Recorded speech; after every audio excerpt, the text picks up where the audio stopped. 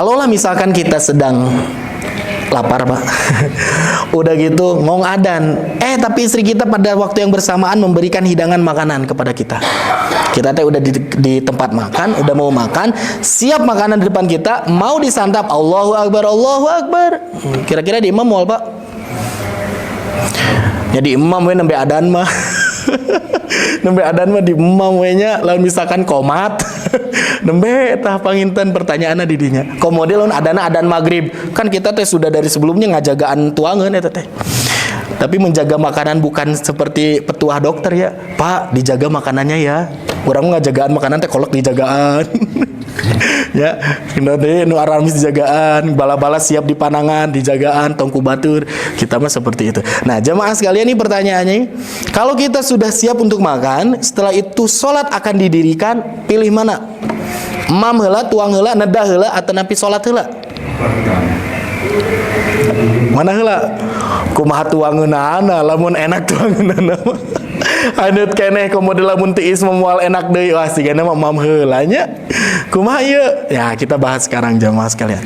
Fa an Aisyah anna Nabi sallallahu alaihi wasallam. Hadis yang pertama dari Aisyah radhiyallahu anha, istri tercinta Nabi, menyebutkan, qol, Nabi Muhammad sallallahu alaihi wasallam memberikan sabdanya, idza wudi'al asya'u. Kalau di antara kalian sudah siap dihidangkan makanan, wa uqimatus sholatu, dan sedangkan salat itu sudah mulai ditegakkan, fabda'u bil asya'i, maka hendaklah kalian makan saja hidangan itu. Wah, senengnya dapat hadis ini. Wah, seneng atunya. Bahkan di dalam hadis yang lain, jamaah sekalian, Aisyah radhiyallahu anha mengungkapkan, sami'tu Rasulullah sallallahu alaihi wasallam, aku tuh pernah sempat mendengar Nabi Muhammad sallallahu alaihi wasallam mengungkapkan apa? La yusalli ahadun, janganlah salah seorang di antara kamu itu melaksanakan salat bihadratit ta'ami, pada saat sudah dihidangkan makanan. Di sini ada yang menyebutkan la-nya itu jangan, maksudnya berarti larangan. Ada yang menyebutkan tidak sholat, berarti bisa jadi maknanya tidak sah sholatnya. Wah, keren ya. Atau afdoliyah, tidak sempurna sholatnya seseorang ketika dia memilih untuk sholat padahal hidangan sudah disiapkan. Wah, iya mah. Tapi santai jemaah. Ada beberapa ketentuan yang harus kita sama-sama pelajari. Nah, di sini disebutkan bahwasanya wa anna fi annam bin Umar, ada seorang sahabat bernama Ibnu Umar. Kana yudhi'u lahu ta'am. Pada saat itu Ibnu Umar sudah diberikan di hadapannya itu hidangan makanan. Wa tuqamus sholatu, dan sedangkan pada saat bersamaan sholat itu ditegakkan. Fala ya'tiha, dan ternyata Ibnu Umar ini lebih memilih untuk tidak datang ke tempat sholat, henteu netepan heula hatta yafrugho, sampai dia selesai makannya. Jadi henteu istilah Ibnu Umar ieu mah nya ceritanya. Ibnu Umar itu tidak cuman tos sholat kaheula tapi urang cobaan heula sakedik supados ieu ngaganjel heula gitu. Sakedik heula disimpen deui urang sholat lah, henteu. Ibnu Umar teh ternyata ketika sudah dihidangkan sholat, makan aja, dihabiskan dulu makanannya. Jadi bukan setengah heula, saperapat heula, sanes nyobian heula. Urang untuk kumaha takjilan di dia. Bade bala-bala heula, hiji sasiki, dua siki, tilu siki, kolak nangke saat sholat atau kumaha. Lamun aya sangu atau sekalian jeung sangu heula samemeh sholat. Nah, Ibnu Umar mah jeung sangu sakantenan jemaah. Ibnu Umar mah, tapi tak can reng nya. Hatta yafrugha wa innahu yasma'u qira'atal imam. Sampai Ibnu Umar sendiri itu mendengar suaranya imam melantunkan bacaan Quran. Entos maca, tapi tetep santai gitu makan. Ibnu Umar seperti itu. Rawahul Bukhari, ini diriwayatkan Imam Bukhari. Bahkan ada yang mengomentari ketika Ibnu Umar masuk ke dalam masjid, batur teh sinis, ieu teh ayeutun jalma soleh, ayeutun sahabat agung. Bahkan disebut dia itu adalah duplikatnya Nabi, persis dengan Nabi. Segala sesuatu amalan-amalan itu pengen ceples seperti Nabi Muhammad SAW. Tapi nah bet kieu, hak diri jeung hak Allah manya dihilakeun hak dirina sorangan, manya sholat eleh kulapar cenah gitu. Nah, udah gitu ternyata Ibnu Umar ngadalil. Sami'tu Rasulullah sallallahu alaihi wasallam. Hadisnya kumaha nu tadi disebatkeun. La yusolli ahadun, tidaklah solat seseorang ketika apa? Bihadratit ta'am, ketika sudah dihidangkan makanan. Ini kata Nabi Muhammad sallallahu alaihi wasallam. Gitu. Jadi seakan-akan dalam perkara ini Allah Subhanahu wa taala lebih memprioritaskan keperluan dan kebutuhan untuk kita hambanya sebelum beribadah kepadanya. Gitu. Dan kalau orang yang belum terlalu paham mengenai hal ini, maka dia akan menjudge bagaimana orang-orang tidak mengerti apa yang dilakukan oleh Ibnu Umar. Kenapa sih mesti seperti itu? Karena Nabi Muhammad SAW tidak ingin jamaah orang-orang yang sholat, sahabat-sahabatnya itu sholat dalam keadaan hilang dari kekhusyuan karena kepikiran makanan yang sudah di hadapan. Ya banyak. Nabi Muhammad tuh nggak pengen kita menyuguhkan hidangan sholat kita kepada Allah itu dengan hidangan yang apa adanya, yang ala kadarnya. Nusa kitu-kitun, ente aya khusyuna alim. Ya, Allahu Akbar, bari jeung aduh tadi teh Kak Mam ku ucing teu nya. Can ditutupan, aya laleur teu, kapikiran eta teh karena sudah di hadapannya makanannya, mengganggu kekhusyuan. Kalau sholat enggak khusyuk, maka hampa sholat itu. Nabi tahu mengenai hal itu. Makanya diberikan space untuk kita menyelesaikan dulu kebutuhan kita sehingga kita sholat dalam keadaan khusyuk kepada Allah Subhanahu wa taala. Tapi benten carita lamun naon, lamun misalkan ada dua indikatornya Pak. Yang pertama, sholat itu harus khusyuk. Kalau misalkan gak khusyuk, maka hampa. Yang kedua, apa penyebab khusyuk? Apa penyebab seseorang bisa tidak khusyuk? Salah satunya ketika sudah ada hidangan di depan matanya dan dia memilih untuk sholat, takut nih khusyuknya hilang. Dan yang ketiga apa? Yang ketiga itu dia harus dalam kondisi yang betul-betul lapar. Lamun misalkan ayat tuangan di hadapan kita, ngong adan, Allahu Akbar, kita tidak terlalu lapar. Lapar ini tidak menutupi hati kita untuk bisa khusyuk kepada Allah Subhanahu wa taala, maka jangan makan dulu walaupun di hadapan. Karena khusyuknya masih tiasa didapat oleh kita. Datang dulu, sholat dulu. Udah beres sholatnya sempurna kepada Allah, khusyuknya dapat, kembali baru makan.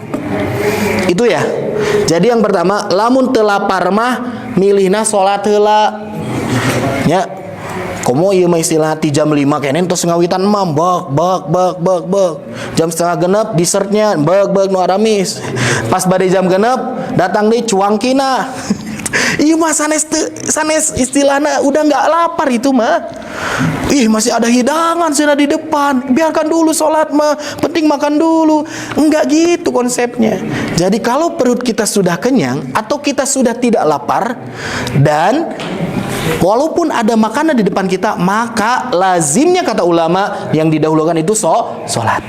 Karena sholatnya sudah tidak terhalangi oleh khusyuk kepada Allah Subhanahu wa taala karena lapar.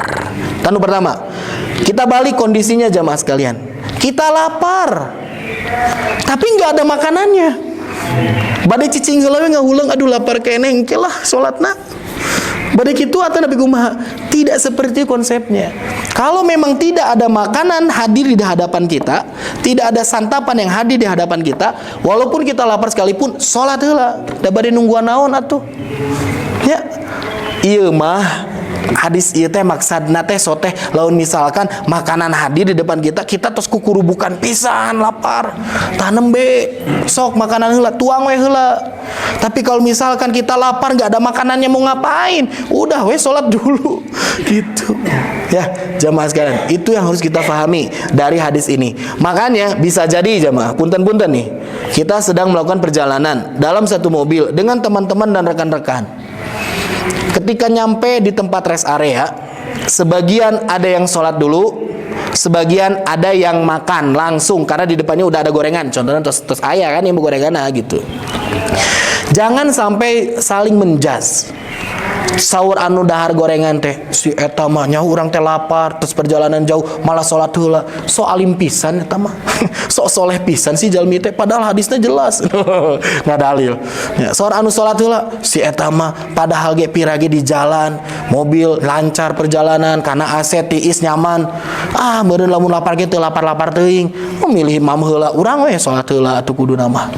Jangan saling seperti itu, bisa jadi situasi dan kondisi mereka berbeda. Anu imam heula mah meureun ngaraosan tos lapar pisan kekerebekan tos teu kuat deui. Kudu dilebetan heula ku buras.